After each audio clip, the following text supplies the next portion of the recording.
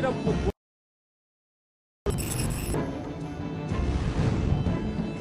புலனாய்வு நிகழ்ச்சி இன்று இரவு 10:30 மணிக்கு காணத் தவறாதீர். ஏஜிஎஸ் என்டர்டெயின்மெண்ட் கல்பாத்திய சகோரம் வழங்கும் சிம்புதேவன் இயக்கத்தில்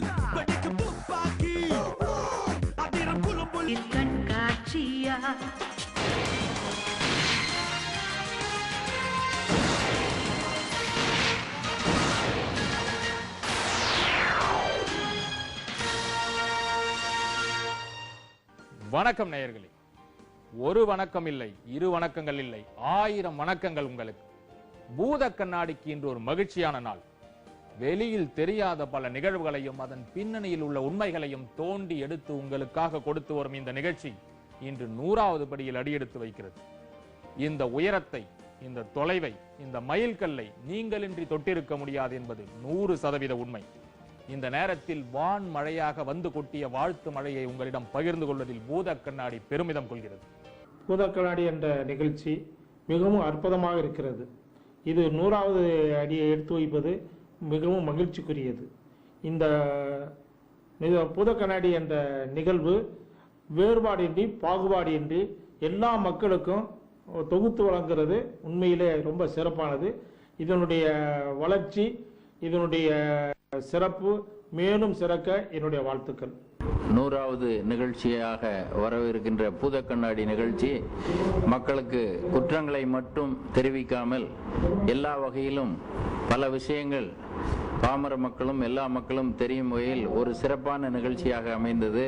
அதற்கு என்னுடைய மனதார பாராட்டுகளை இந்த தருணத்தில் தெரிவித்துக் கொள்கின்றேன். பூத கண்ணாடி சீரியல்னால மக்களுக்கு நல்லா விழிப்புணர்வு வருது. எப்படி கிரைம் நடக்குது, எப்படி கிரிமினல்ஸ் திட்டம் போடுறாங்க, எப்படி மக்கள் ஏமாத்துறாங்க. ஸோ சீரியல் பார்த்தா கண்டிப்பாக அவேர்னஸ் வருது. அதனால் மக்கள் கொஞ்சம் முன் எச்சரிக்கையாக இருப்பாங்க. அதனால் நிறைய கிரைம்ஸ் நம்ம ப்ரிவெண்ட் பண்ணலாம். அதே மாதிரி போலீஸ் மேலே கொஞ்சம் நம்பிக்கை வரும். ஏன்னா இப்போ நிறைய கேஸ், இந்த வித்தியாசமான கேஸ், டிஃபிகல்ட்டான கேஸ் டிடெக்ஷன் காமிக்கிறீங்க. பூத கண்ணாடி நிகழ்ச்சியில் குற்றங்கள், மோசடி, திருட்டு, அந்த மாதிரி எல்லா நிகழ்ச்சிகளை வந்து ஒளிபரப்புகிறாங்க. இதை பார்க்கக்கூடிய மக்களுக்கு கண்டிப்பாக இது ஒரு விழிப்புணர்ச்சி ஏற்படுத்தும். இந்த 100வது நிகழ்ச்சி நடைபெறுகிறது. என்னுடைய வாழ்த்துக்கள். கலைஞர் தொலைக்காட்சியில் ஒளிபரப்பாகும் பூத கண்ணாடி நிகழ்ச்சி வளர்ந்து மக்களுக்கு இதே சேவையை தொடர வேண்டும் என்பது என்னுடைய விருப்பம், என்னுடைய வாழ்த்துக்கள். வாழ்த்துக்கள் தந்த மகிழ்ச்சியோடு இன்றைய களத்திற்கு செல்வோம். கருப்பு, இதுதான் நமது இன்றைய களம்.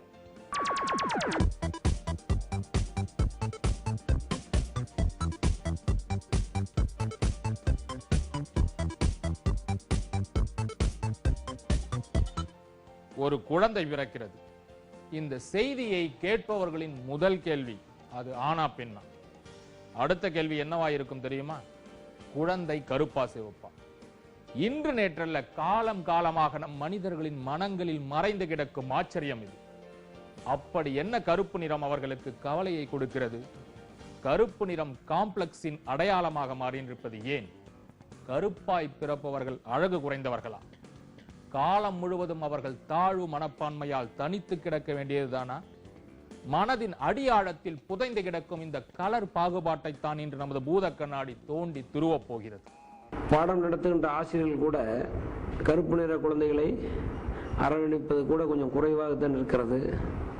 அவர்கள் நல்ல சிவப்பாக இருக்கின்ற குழந்தைகளை ஊட்டி கொடுத்து தட்டி கொடுத்து வளர்க்கின்றார்கள். அதே நேரத்தில் கலர் கம்மியாக இருக்கிற குழந்தைகளை உதாசீனப்படுத்துகிறார்கள். அந்த வேறுபாடு களையப்பட வேண்டும். இறைவன் படைப்பிலே எல்லோரும் ஒன்றுதான். அது இறைவன் கொடுத்த நிறம். அதில் எந்த பாகுபாடும் நாம் பார்க்கக்கூடாது.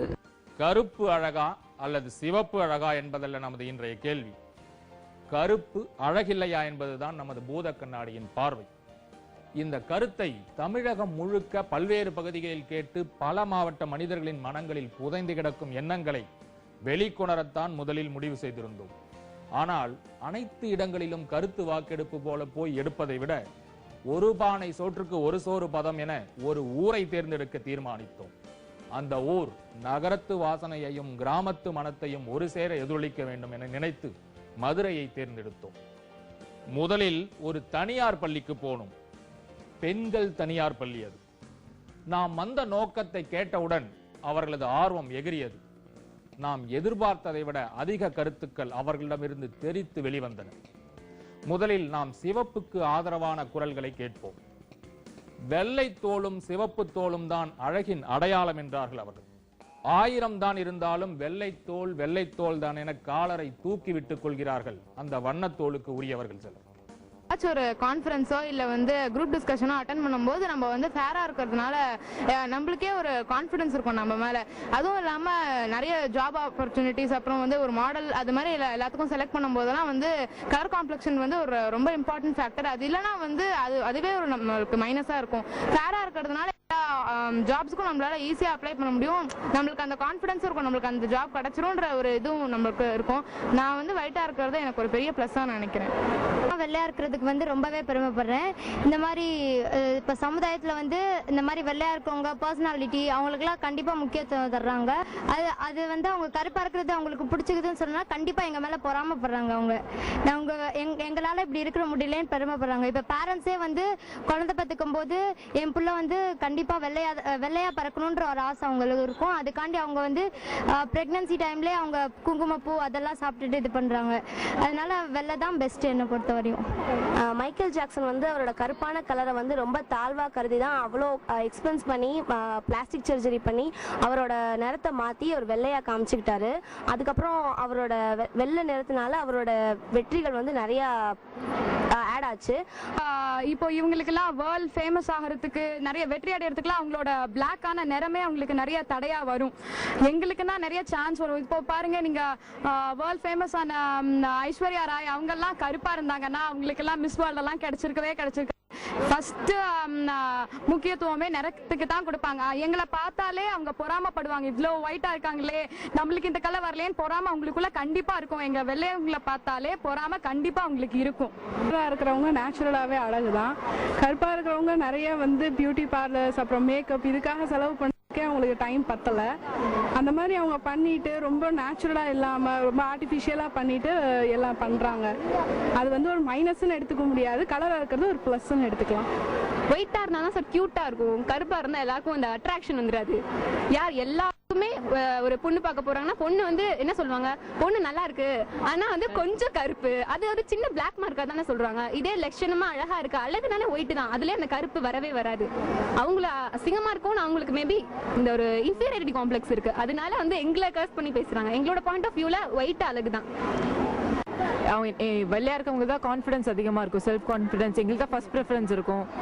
அப்புறம் ஏதாவது எங்கள் ஃப்ரெண்ட்ஸ் எல்லாம் சொன்ன மாதிரி ஒர்க்கு, மாடல்ஸுக்கு, அப்புறம் ஏர் ஹோஸ்டர்ஸ் எல்லாத்துக்கும் எல்லாமே, ஈவன் ஆங்கர்ஸ் எல்லாருமே ஹீரோயின்ஸ் எல்லாம் வெள்ளையாக தான் காட்டுறாங்க. ஏன் இதில் டிவியில் கூட கருப்பாக காட்டலாமே, ஃபுல்லாக அட்வர்டைஸ்மெண்ட்.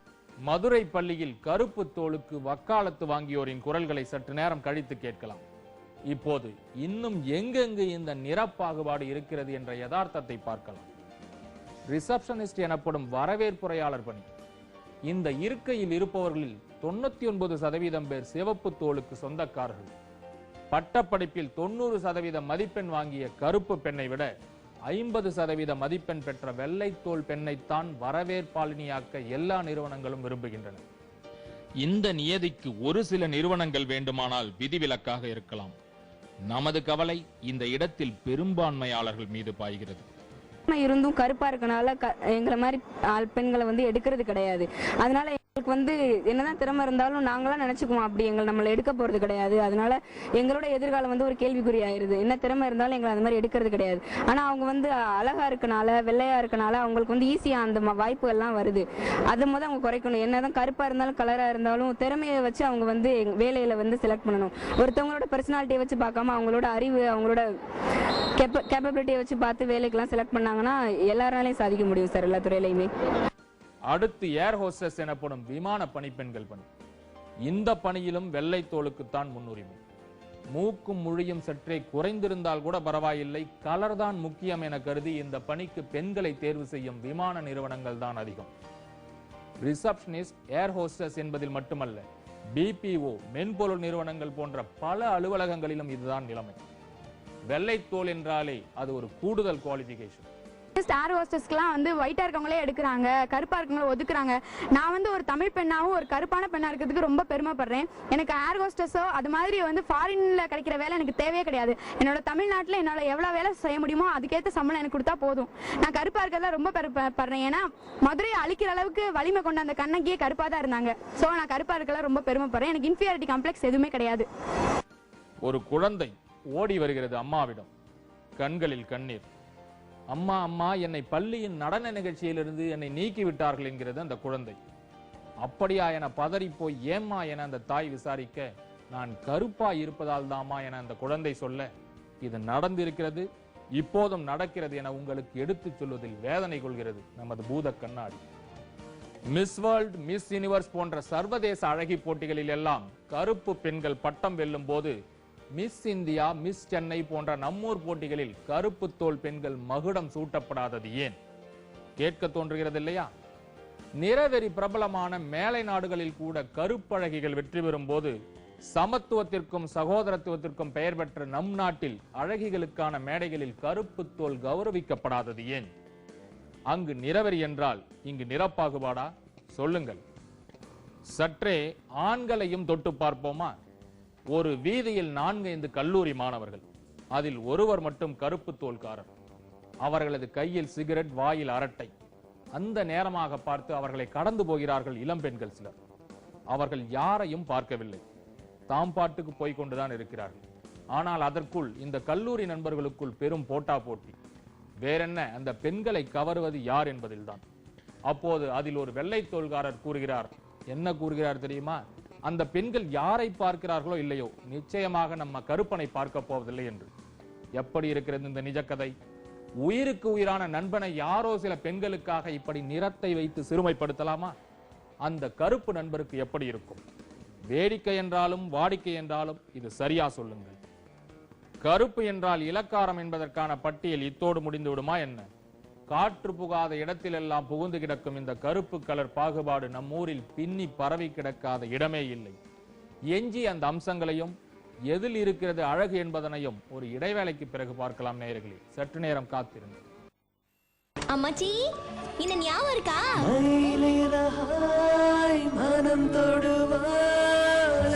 நீ பெரியவளாகி என்ன போற? தங்கராஜ்க்கு பொண்டாட்டியா போற சார். தாத்தா தாத்தா தண்ணிக்குள்ள தவள ரெண்டும் பொந்துக்குள்ள சூச்சு மாறி குத்தாலத்து காட்டுக்குள்ள குரங்கு எல்லாம் வீட்டுக்குள்ள சூச்சு மாறி.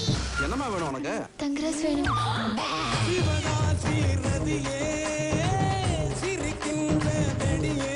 நீ தங்கராஜ மறந்துட்டு போயிடாத. தங்கராஜுக்காக நான் என்ன பண்ணாலும் அழுகுதேன். பணத்துக்கு மட்டும்தான் எல்லா இடத்துலயும் மரியாதை. அதுக்கு உழைக்கணும். இப்படி ஊர் பெயர் சொத்துக்கெல்லாம் ஆசைப்படக்கூடாது.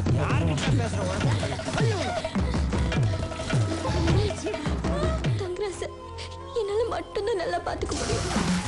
மாறி ரொம்ப நல்ல பொண்ணுடா.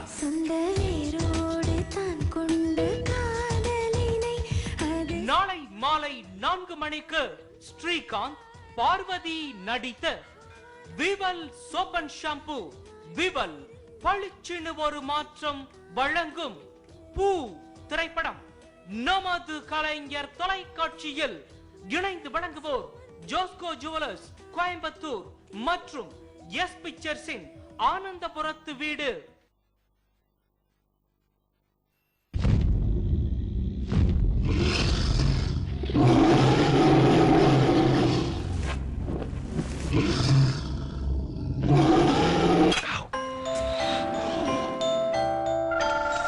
Dish True High Definition.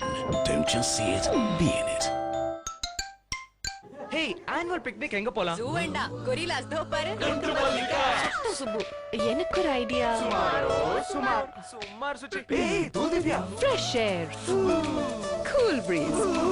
Hill station. Cool idea. நீங்க சொன்ன மட்டும் ஏன்? எல்லாம் அழகு நம்ம கையில இருக்கு. விவல் யங் க்ளோ ஃப்ரூட் இன்ஃபியூஷன்ஸ் மற்றும் விட்டமின் இ அடங்கியது. இது ஒப்பற்ற ஆக்டிவ் ப்ரோவின் சருமத்துக்கு தரும் போஷாக்கு, பாதுகாப்பு, ஈரப்பதம் மற்றும் பளிச்சுநூறு அழகு. ஹே, சொட்ட சுப்பு மொட்டை முத்து பிக்னிக் பண்ணானா? நூறான கேர்ள்ஸோட கலக்குறாங்க. ஒருத்தம மட்டும் ஷாக்காய் முடிச்சு பார்க்கறான். அடப்பாவே நம்ம சும்மா சுச்சி சூப்பர் சுச்சி ஆயிட்டாடோ. பளிச்சுனொரு மாற்றம் விவெல் பை ஐடிசி.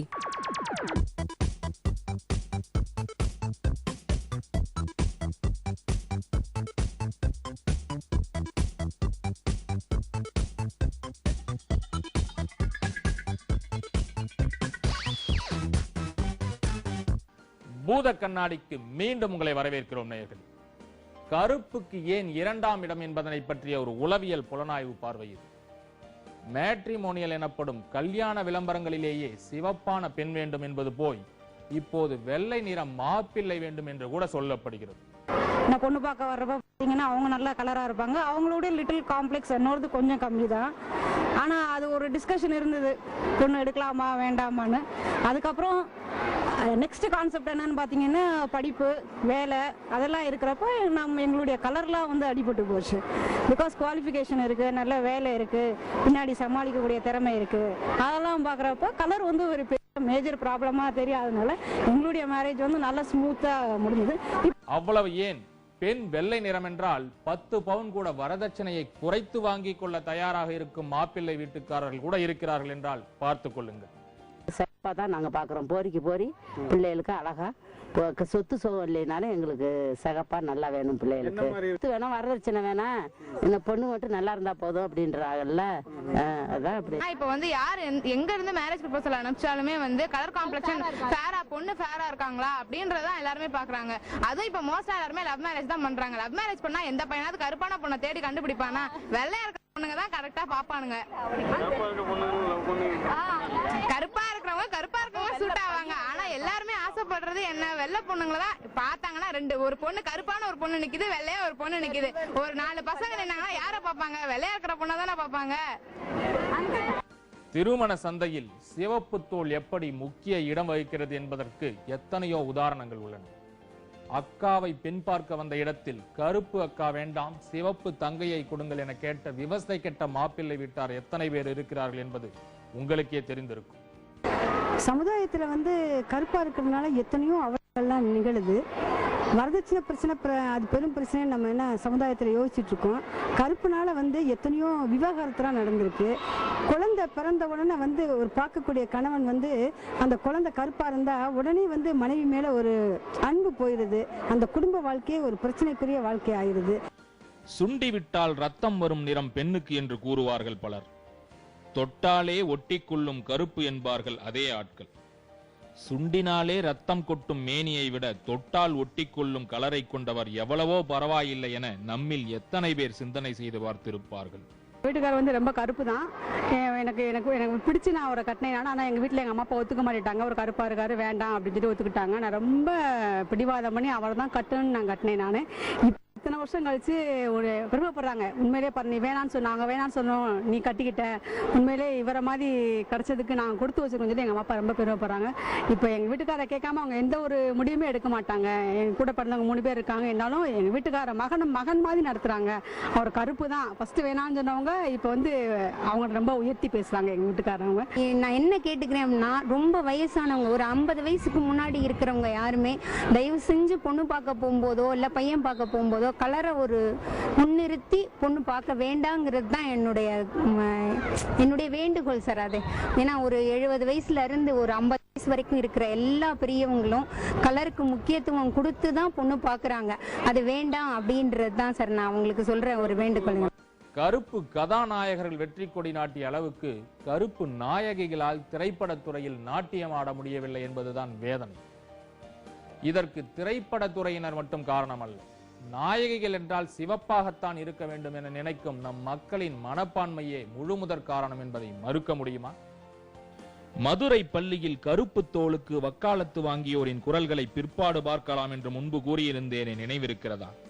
அந்த குரல்களை கேட்டால் கருப்பு என்ற பாகுபாடு எவ்வளவு தூரம் பாதித்திருக்கிறது என்பதும் அதில் உள்ள வாதங்கள் எவ்வளவு நியாயமானவை என்பதும் புரியும். கருப்புனா அது வந்து ஒரு அபசகுணம்னே அவங்க சொல்றாங்க. இப்ப நான் கேட்கிறேன், ஏன் இப்ப திருவிழா எதுனா வந்து ராஜ மரியாதைக்காக யானை தான் முன்னாடி வரும், அதை யாரும் ஒதுக்குறது இல்லையே. அதே மாதிரி தான் சாமி வந்து கருப்பு. இப்ப வெள்ளையா இருக்கவங்க சாமி கும்பிடாம இருக்கிறது இல்லையே, அவங்களுக்கும் கடவுள் நம்பிக்கை இருக்கு. அப்ப ஏன் கடவுளை வந்து கருப்பா இருக்க கடவுளை ஏன் கும்பிடணும்? அவங்க கருப்பா இருக்க மனிதர்களை பார்த்தா அவங்க வந்து ஒதுக்குறாங்க. நாங்களும் அவங்கள மாதிரி மனிதர்கள் தான், எங்களுக்கும் அவங்கள மாதிரி உணர்ச்சிகள் ஒண்ணுதான், அவங்கள மாதிரி ஒரே வாழ்க்கை தான் வாழ்றோம், நாங்களும் அவங்களுக்கும் ஈக்குவல் தான். நாங்க அவங்கள பிரிச்சு பாக்குறத வந்து அவங்க முதல் நிறுத்தணும். அப்பதான் எங்களுக்கு வந்து தாழ்வு மனப்பான்மை இல்லாம இருக்கும். அவங்க இப்படி பிரிச்சு பார்த்தா அப்புறம் எங்களுக்கு தாழ்வு மனப்பான்மை வரத்தான் செய்யும். கருப்பா இருக்குமே சார், ஒரு செயின் போட்டாலும் எங்களுக்கு தான் சார் தெரியும், அவங்களுக்கு ஒன்றும் தெரியாது சார். நாங்க அதை பிளஸ் பாயிண்டா வச்சுக்கிறோம் சார், அவங்களுக்கு அது மைனஸ் பாயிண்ட் சார். அதாவது கருப்புனாலே கலை தான் சார், கலைனாலே கருப்பு தான். அதாவது வெள்ளை கருப்புன்னு பேசுறதுக்கு முன்னாடி மனிதன் வந்து உலகத்தை உதயமாறதுக்கு முன்னாடி கருவறையே கருப்பா இருக்கிற கருவில இருந்து தான் வர்றான். அதனால கருப்பு தான் சார் சிறந்தது. அவங்களே கலையா இருப்பாங்க, லட்சணமா இருப்பாங்க சார். மிகப்பெரிய பாடலாசிரியர்கள்ல ஒருத்தவர் வந்து வைரமுத்து தான். அவரு கருப்பு தான். அவர் இயற்றிய காவியமும் கருவாச்சி காவியம் தான். ஆனா அவர் வெள்ளச்சி காவியம்னு எந்த காவியமும் இயற்றல. பலாச்சோலை எடுத்துக்கோங்க, அது வெளியே பார்க்க எவ்வளவு முள்ளா இருக்கு, ஆனா உள்ள எவ்வளவு ஸ்வீட்டா இருக்கு. அது மாதிரி தான் நாங்களும் சார், எங்களையும் கொஞ்சம் மதிக்கணும்ல. அது மாதிரி பிளாக் பியூட்டின்னு இவங்களும் சொல்லியிருக்காங்க, கிளியோபாட்ரா சொன்னாங்க. கருப்பு டாமினேட் பண்ணாலும் அதுதான் கலையா இருக்கிறது. கருப்பை தவிர வேற எந்த கலருமே நம்ம இதா எடுக்கிறது இல்லை. ஒயிட் ஒரு கலராகவே இல்லை, யாருமே இது பண்றதே இல்லையே. ஏன் உலக வரைபடம் நாளைக்கே மோனலிசாவே கருப்பு தான். இருக்கிற எல்லாருமே நெல்சன் மண்டேலா எல்லாருமே கருப்பு. அவங்கெல்லாம் கருப்பா இருந்தும் அவங்க சாதிக்கலையா? கருப்பா இருந்தாலும் பின்னாடிலாம் இருக்கவே முடியாது. எல்லாரும் முன்னாடி வர முடியும். டேலண்ட்டை பொறுத்து தான் எல்லாமே இருக்குது. ஒரு உழவன் வந்து வயல் இறங்குறான்னா அவனோட டேலண்ட்டை பொறுத்து தான் அவனே இறங்குறான். மிஸ் வேர்ல்ட்ல வந்து வெள்ளையா இருக்கவங்களுக்கு தான் வந்து ஃபர்ஸ்ட் ப்ரிஃபரன்ஸ் கொடுப்பாங்கன்னு சொன்னாங்க. மிஸ் வேர்ல்ட்ல வந்து அழகு வெள்ளை மட்டும் பாக்குறது இல்லை, அவங்களோட அறிவு, அவங்களோட திறமை, அவங்களோட எக்ஸ்ட்ரா குவாலிஃபிகேஷன்ஸை பார்ப்பாங்க. அவங்கள்ட்ட இருக்கிறது அந்த கலர் மட்டும்தான். ஆனா வந்து லட்சணம் கலைனா வந்து அது கருப்பா இருக்கவங்களுக்கு மட்டும்தான் வரும். 2000 வருஷத்துக்கு முன்னாடியே திருவள்ளுவர் சொல்லிட்டாரு, உருவு கண்டு எல்லாமே வேண்டும். ஏன்னா நம்ம வந்து உருவத்தை பார்த்து எதுவுமே எடை போட்ட முடியாது. அவங்க வந்து செல்ஃப் கான்பிடன்ஸ் எங்களுக்கு இருக்கும், செல்ஃப் கான்பிடன்ஸ் இருக்கும். ஆனா செல்ஃப் கான்பிடன்ஸ்க்கு ஒரு படி மேல தலைகர் வந்து இருக்கும். ஆனா நாங்க கருப்பா இருக்கவங்க வந்து நாங்க எப்படி இருக்கோமோ அப்படிதான், நாங்க எந்த சபைக்கு போனாலும் எப்படி இருக்கோமோ அப்படிதான் இருப்போம். 1980களில் ஆசிய தடகளங்களில் இந்தியாவுக்கு அழகு சேர்த்த PT உஷா அழகா இல்லையா? தேசத்திற்கு பெருமை சேர்த்த அந்த மாதர்குல மாணிக்கத்தை அழகில்லை என்று சொல்ல எந்த இந்தியனுக்காவது மனம் வருமா? ஆக அழகு என்பது நாம் செய்யும் சாதனைகளிலும் இரண்டர கலந்து இருக்கிறது என்பதே உண்மை. யாராலையும் உன்னை இங்கிருந்து கூட்டிட்டு போக முடியாது. மறுபடி கிழக்கில் ஒளி வருமே.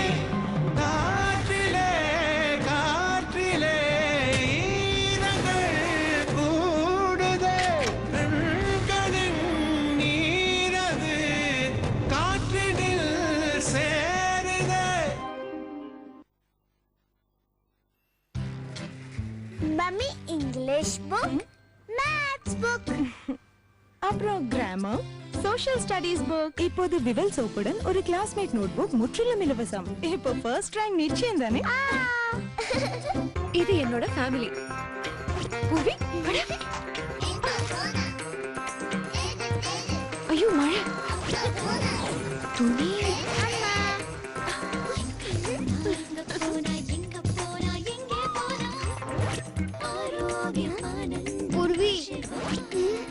கோதுமையின் நற்குணமும் ஃபைபரின் சத்து நிறைந்த ஆசீர்வாத் கோதுமை மாவுடன் உங்க குடும்பம் எப்போதும் சுறுசுறுப்பாக இருக்கும்.